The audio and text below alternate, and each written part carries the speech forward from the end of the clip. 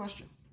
If the Constitution were software, would you still be running version 1787.0 without a patch while screaming at the computer because it keeps freezing up? Yeah, that's kind of where we are now.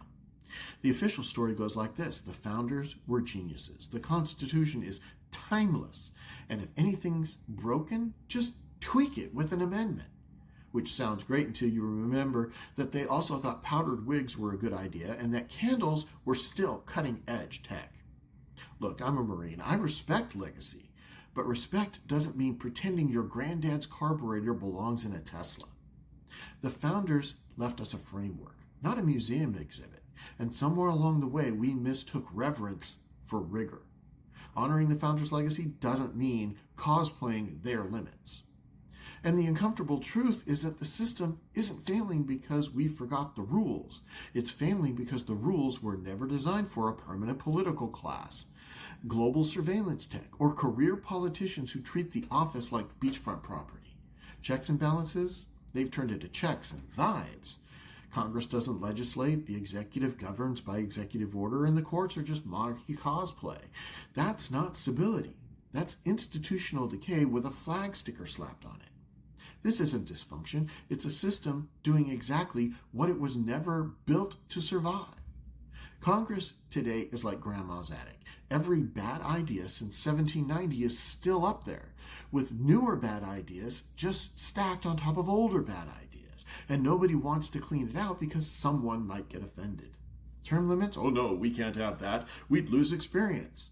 Buddy, we don't have experience. We have entrenchment. Ethics in government? Sure, we have rules, but they're just enforced with all the enthusiasm of a mall cop at a riot. And judicial reform, lifetime appointments, made sense when people lived to 60 and letters traveled by horse. Now, it's a gamble that one election locks into power for half a century. If your system depends on perfect people, congratulations, you've just designed a fairy tale. And here's where everyone panics and yells, so, you want to burn it all down? No, I want to renovate the house before the roof caves in. A modern constitutional convention isn't about hating America. It's about loving liberty enough to maintain it. That means term limits so power rotates instead of fossilizes. Judicial reform so accountability exists without partisan revenge. Ethics in government that actually have teeth. Decentralized power so that Washington stops acting like America's HOA.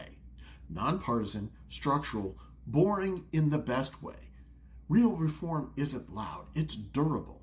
So I'll ask again, if your system keeps crashing, do you keep rebooting? Or do you finally admit that the architecture is obsolete? A 21st century Constitution doesn't erase the founders' legacy. It finishes the job that they started, self-government that actually works. They didn't worship permanence, they feared unchecked power. Spoiler alert, the founders trusted the people more than the parchment. Here's the story. Calling a constitutional rewrite radical just proves how far we've drifted. Because the most radical idea in America right now is expecting public officials to be accountable and institutions to function as designed. So the real question isn't, should we have a modern constitutional convention? It's, do you trust the people enough to write their own future or not? Drop your answer in the comments and share this if you're tired of choosing between decay and chaos.